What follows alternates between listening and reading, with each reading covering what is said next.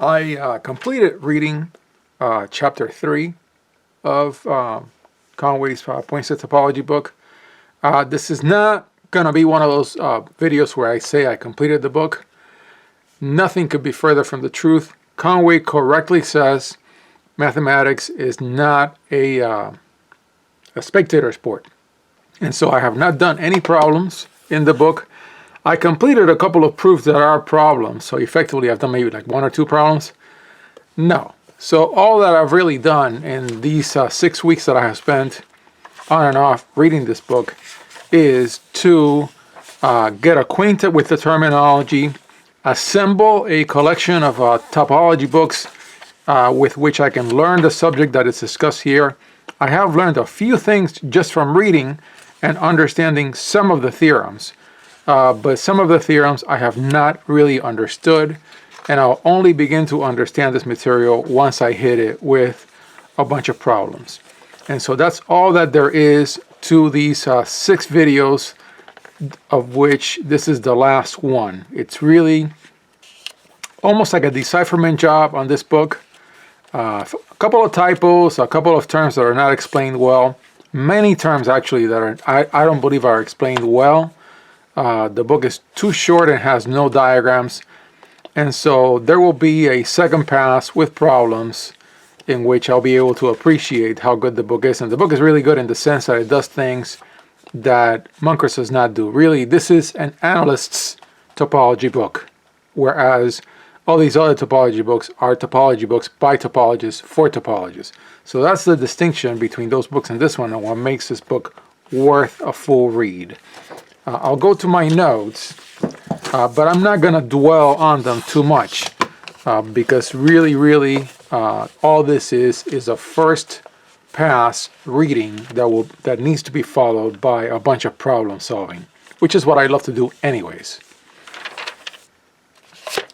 I continued, of course, section 3.5 to make more diagrams to the various proofs, and all these C of X spaces of functions that, of course, Bugunji has treated, but there's really nothing about them, or there's not much about them in Munkers or in many other books. This is material that's really well done in this particular book, or explained it well in this book.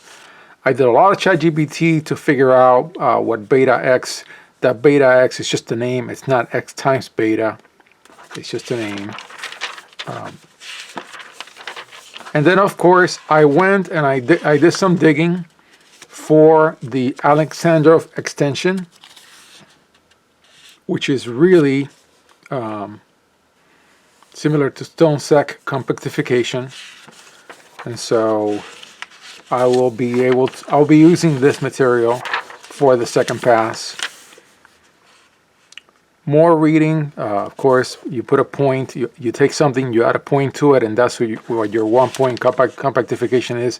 Similar to the point at infinity and complex analysis. I continue to do side by side, showing these vector spaces theorem. Sometimes he does 2 different versions of the theorems, and so I'll put them side by side just to compare what's in one and what's in the other. In this particular case, they're both vector space theorems. Some of the side-by-sides have been metric space, vector space. These are both vector space theorems doing different things. I gotta get at understanding the various flavors of compactness because really, I mean, the title of the book should really be Paracompactness Matters. That's really what the book is about, which is very interesting. It means that you build up the entire book to the last section, and yeah, I'll have more to say about that when I get to that part of the notes. But I mostly took a lot of notes for terminology, and I will be going back and really trying to understand what all this means, which is very different from the other work that I've done in other subjects.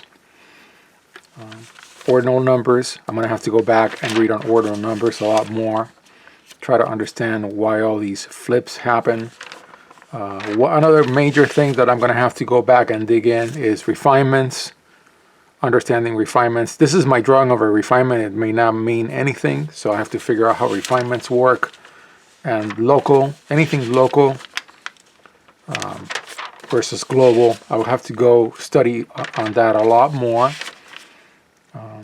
Yeah, another thing, when he tries to go from regular back up to paracompact, there are multiple covers that are used in all these theorems, cover after cover after cover, and I don't understand why they are there instead of just using one.